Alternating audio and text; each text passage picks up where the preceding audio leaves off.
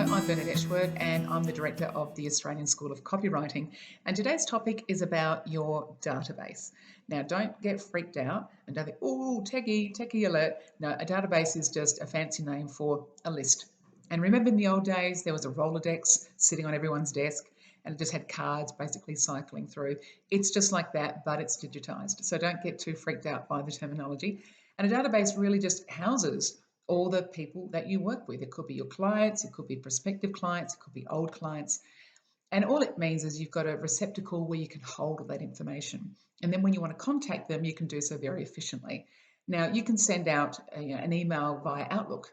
That's fine. That's a database in a way, I guess, by sending out something to them that way.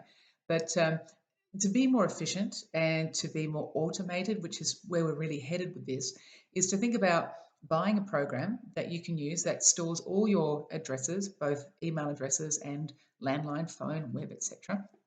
And then you can start to send things to clients on a regular basis. And you can also target them if they need different things or they're different kinds of people who might require different services. But the reason I'm suggesting this from the get-go is because let's say you've got some business cards and you might have a virtual assistant who might be typing those details into your database for you. But if you don't have a system, let's say MailChimp, let's say you don't have that, your cards just kind of sit there.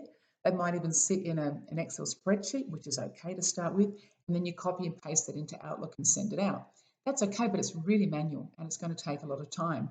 So with MailChimp, for example, it's pretty cost effective. I think up to 2,000 names on your list, it's free.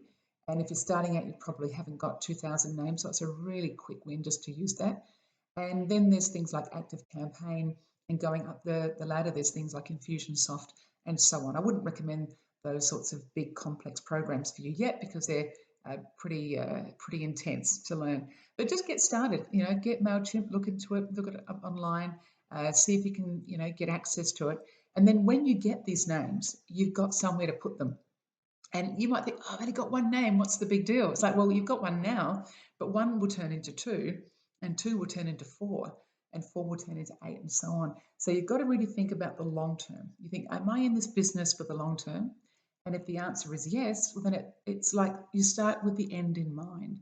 And you think, well, how do I want to end up? Well, I want to have a list with thousands of names. So you've got to start somewhere, and one name is a great way to start. So go out there, check out some of those programs, and see if you can start trialing them to see if they work for you. All the best. Good luck.